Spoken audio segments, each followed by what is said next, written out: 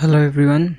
Today we are learning one of the most important concepts in HTML, which is called attributes. So attributes are something that add extra information to an HTML element and help control how it behaves. Let's break it down in a simple way. So mainly attributes are used to add more extra information to the tag. For example, in our boilerplate code, we can see a line HTML language equal to English, and this lang is an attribute, and this ing is the value of this attribute. So it just initializes that the language will be in English. If we see in our boilerplate code, we can see that there are many types of attributes. HTML lang equals to English, then meta name equals to viewport, chart sheet UTF-8, content equal to width, device width. So these are attributes, and these are the values of the attribute. An HTML attribute is something we add inside the opening tag of an element. Attributes always come in name equal to value format. Like this is a attribute, and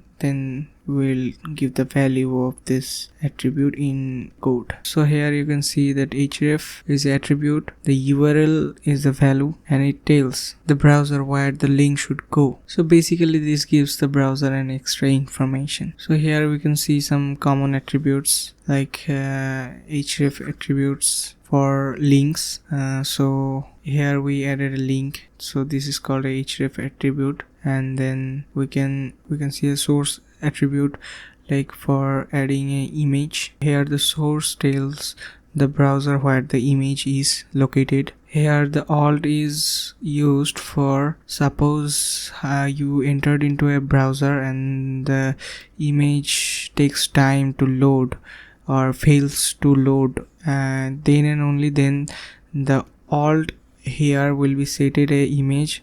It will show that image up till the main source of image is loading. It also helps Google to understand the picture. Here is also a attribute type ID. So this is basically used for CSS, JavaScript or navigation.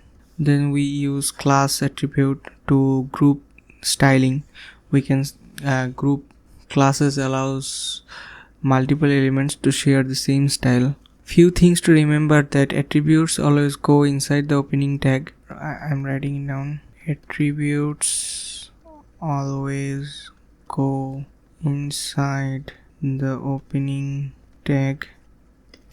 So here you can see that attributes are in the opening tag, not in the closing tag. Secondly, most attributes follow key value pair, like attribute equals to value. Thirdly, one element in HTML can have multiple attributes. For example, let's say image src equal to value is logo dot png. In alt we can say website logo, and also we can add another attribute in the same line called width equal to 200. So there you can see there are multiple attributes. This one, there are multiple attributes in one element. So now the question is, why attributes matters? Attributes helps in for like adding link in a website, and display image in a website, and also like apply CSS with attributes like we used with.